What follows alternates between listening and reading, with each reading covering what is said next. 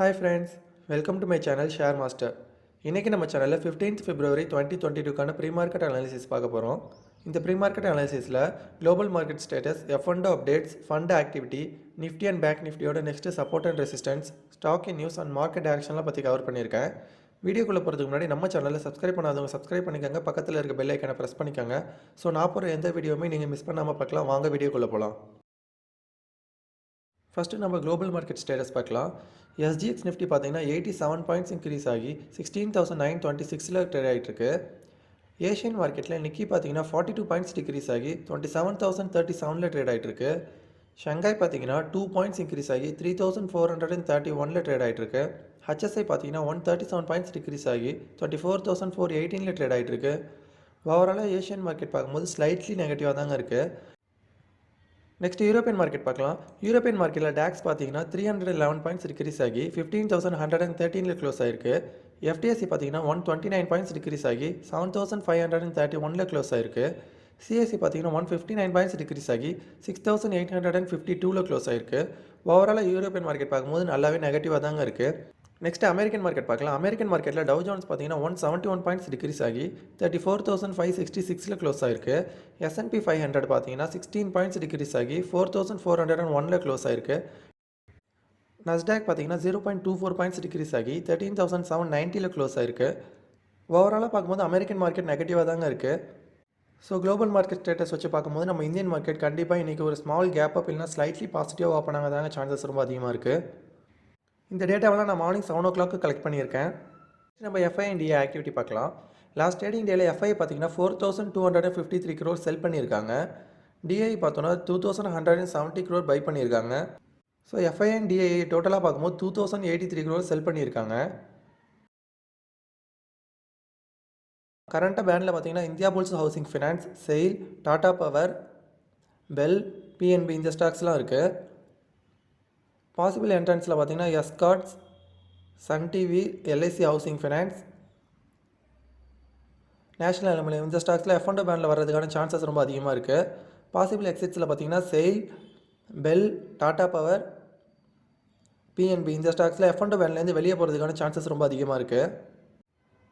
Next stocking news பார்க்கலாம்.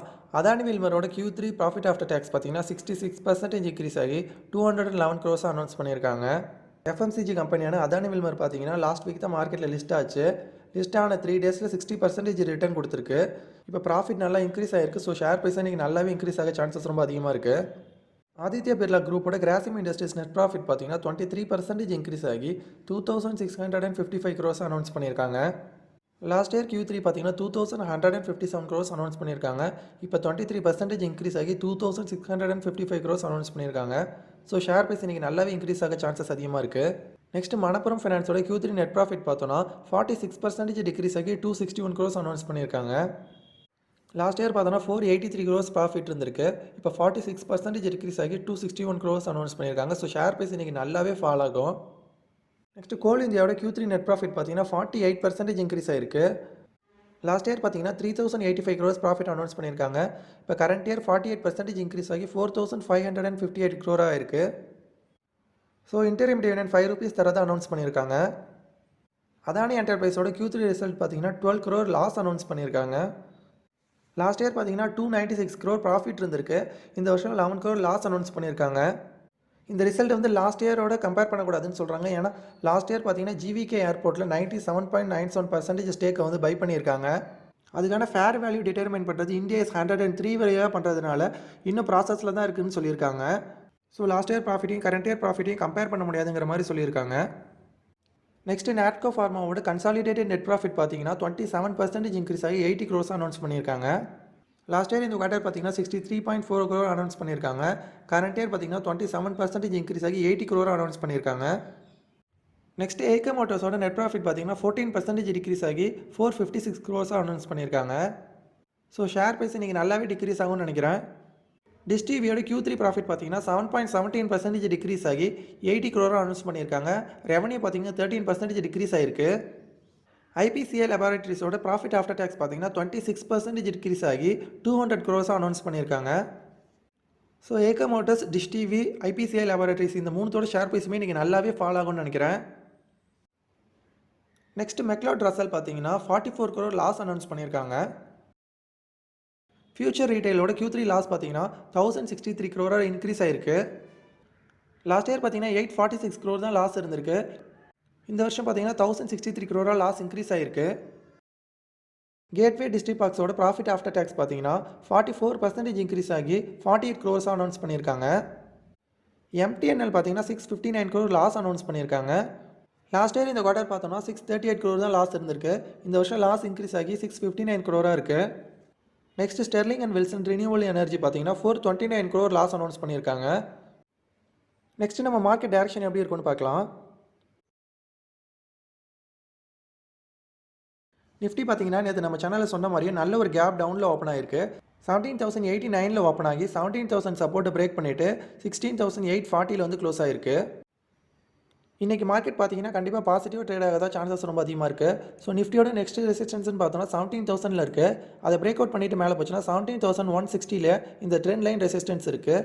அதையும் break out பண்ணிச்சுன்னா 17,210 இந்த ரெசிஸ்டன்ஸ் இருக்குது.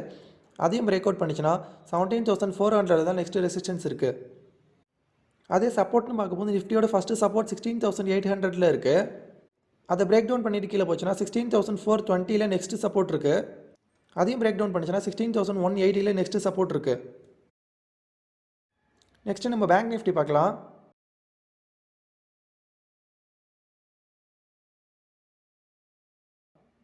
பேங்க் நிஃப்டி பார்த்தீங்கன்னா சேம் நிஃப்டி மாதிரி நல்ல ஒரு கேப் டவுனில் ஓப்பன் ஆகிருக்கு.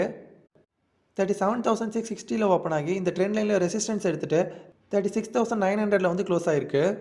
பேங்க் நிஃப்டியோட நெக்ஸ்ட் சப்போர்ட் பார்த்தோன்னா 36,650 இருக்குது.